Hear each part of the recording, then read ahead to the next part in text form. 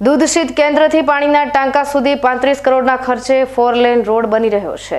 તે રોડ આધુનિક રોડ બની રહ્યો છે, જેમાં તે રોડનું કામ પૂરું થવાની આરે આવી ગયું છે અને ટૂંક સમયમાં આ રોડનું ઉદ્ઘાટન કરી અને ખુલ્લો પણ મૂકવામાં આવશે। તેમાં સોમવારના મોડી સાંજે વિધાનસભાના અધ્યક્ષ અને થરાદના ધારાસભ્ય શંકરભાઈ ચૌધરી રોડની કામગીરીને લઈને મુલાકાત લીધી હતી અને મુલાકાત લેતા રોડ વિભાગના અધિકારીઓ સહિત પ્રાંત અધિકારી, મામલતદાર, કોન્ટ્રાક્ટર સહિત દોડી આવ્યા હતા। તેમજ તે રોડની ચકાસણી કરવામાં આવી હતી।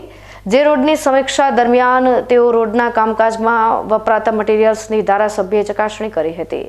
તેમજ તે રોડની કામગીરીમાં જ્યાં જ્યાં સુવિધાનો વધારો કરવાનો થાય છે તે માટે સૂચના આપી હતી અને જે સરકારી હોસ્પિટલની બાજુમાં બસ સ્ટોપ બનાવવામાં છે તે હેરિટેજ જેવા લાગે તેવા બનાવવાની સૂચના આપી હતી।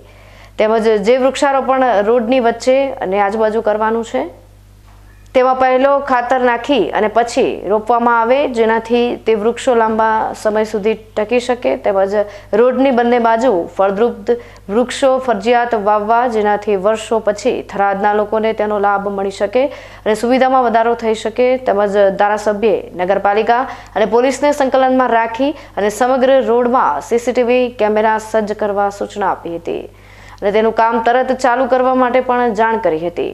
તેમજ આ રોડની સમીક્ષા દરમિયાન શંકરભાઈ ચૌધરીએ જણાવ્યું હતું કે આ રોડની કામગીરી સારી થઈ રહી છે।